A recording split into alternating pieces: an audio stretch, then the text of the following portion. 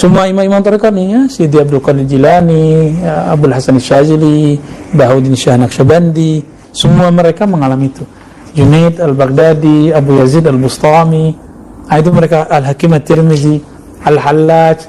Hallaj itu dipinjam oleh Allah lidahnya lagi di depan orang.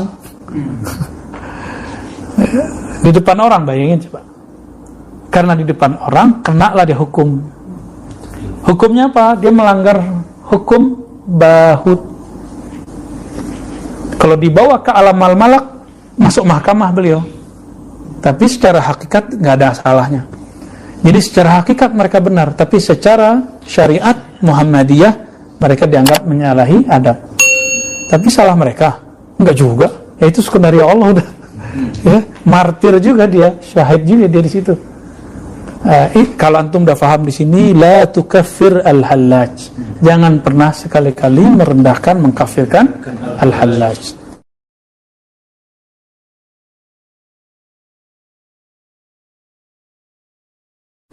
Udah paham kan?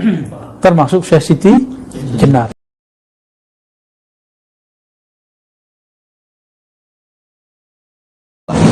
Bagaimana caranya orang ibadah kepada Allah? Teman-teman kita yang ikut tarekat, ikut tasawuf ini, mereka menganggap tidak butuh dengan syariat.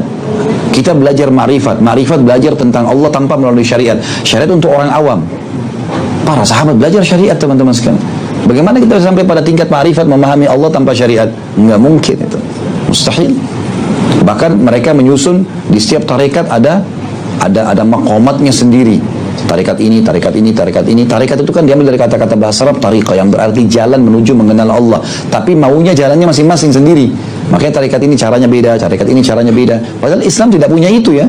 Cara ibadah kita satu, halal jelas, haram jelas. Cara sholatnya sudah jelas, membatalkan sholatnya jelas, kewajiban dan sunnahnya, ini semua jelas semua kok. Nggak ada sesuatu yang baru. Tapi akhirnya mereka buat tarekat-tarekat ini, jalan-jalan ini menuju kepada Allah, tapi cara sendiri. Makanya mereka buat maqamat, makam 1, makam 2, makam 3, makam 1 istighfar 1000 kali, makam 2 sholat sekian 1000 rakaat, dan seterusnya. Nanti makam tertinggi jadi wali Allah, boleh nggak sholat? Karena dianggap wali Allah.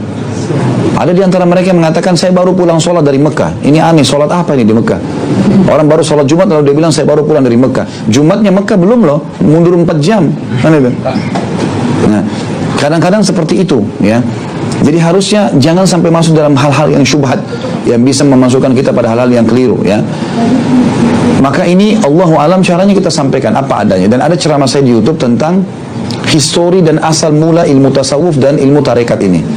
Teman-teman bisa ketik saja nama saya, ada tarekat dan tasawuf, nanti akan bisa ceramah itu cuplikan dikasih lah kepada beliau. Karena itu panjang kalau saya ingin jelaskan ya. Dari awal kata etimologi suf itu apa, kapan munculnya di zaman Hasan Basri tahun 110 Hijriah, kemudian awalnya bagaimana muncul orang-orang yang membentuk tarekat-tarekat ini, itu ada historinya semua sebenarnya. Dan itu di Indonesia sendiri dipelajari, di S2, di S3 dipelajari kalau orang belajar agama. Cuma sayangnya di kita yang dijadikan sebagai makalah ya, mendukung orang-orang yang salah ini, seperti Hallaj, orang yang dipenggal lehernya di zaman Abbasiyah gara-gara dia mengatakan ana huwa ana. Jadi dia menganggap maqam tertingginya adalah dalam ilmu tasawuf itu dia menjadi Allah, Allah menjadi dia. Begitu terdengar oleh para ulama, dilaporkan kepada khalifah. Khalifah suruh taubat, gak mau, dipenggal. Tapi di Indonesia dianggap Hallaj itu seorang tokoh yang dekat sama Allah. Dekat sama Allah bagaimana? Rasulullah tidak pernah bilang saya Allah sembahlah. Bagaimana Hallaj bisa mengaku itu? Tapi kita anggap tokoh dan dipelajari di S2, dipelajari S3, jadikan sebagai makalah.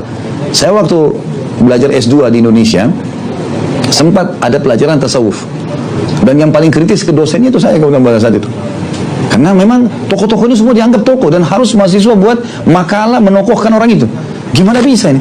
Di zaman dulu aja dipenggal oleh khalifah dan para ulama, mengkafirkannya gara-gara mengaku dia Tuhan. Lalu kita mengatakan dia tokoh, dari mana ini? Dan dipelajari di S2, di S3 ini. Buat makalah menokohkan orang itu.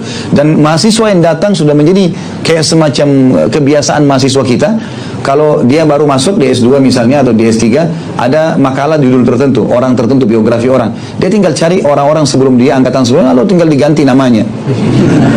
Itu sudah jadi kebiasaan, malas, tidak mau masuk ke perpustakaan, gak mau nyusun, ganti cover depannya, sedikit diganti tulisannya, sama saja. Itu turun-temurun tulisannya itu. Nah itu yang dilakukan, jadi akhirnya tersebar. Ini keliru ini teman-teman sekalian, keliru ya. Semestinya kita belajar yang benar gitu. Ini kita belajar yang benar, dan kita tahu sebenarnya istilah suf muncul tahun 110 Hijriah. Di zaman Nabi SAW dan sahabat tidak pernah ada masalah itu. Tidak pernah ada sama sekali istilah suf. Tidak pernah ada hadis yang berbicara masalah suf itu sendiri atau tasawuf. Suf kain hijau yang kasar, tasawufnya adalah ilmu yang dibuat oleh orang-orang ini gitu. Dan kalau kita baca historinya kaget itu. Ya bagaimana yang membentuk pertama ilmu-ilmu ini dan tarekat-tarekat ini adalah orang-orang yang datang belajar kepada para ulama tabi'in, Sa'id ibn Musayyab, Sufyan ats-Tsauri, Atha bin Abi Rabah, ulama-ulama besar dari tabi'in. Tapi mereka datang, memang datang dari kampungnya, dari Irak, dari Persia ya. Itu mereka datang, memang mereka niatnya bukan mau belajar.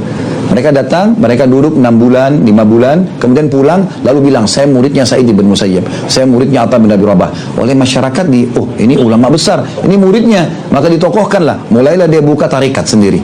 Tarikat menyembah Allah, caranya dia, bukan ikuti gurunya. Ya, kalau guru-gurunya ini ulama-ulama besar ini, mereka mengajar menyembah Allah dengan cara satu yang diajarkan baginda Nabi SAW. Ya. Maka ini harus hati-hati teman-teman sekalian. Ya.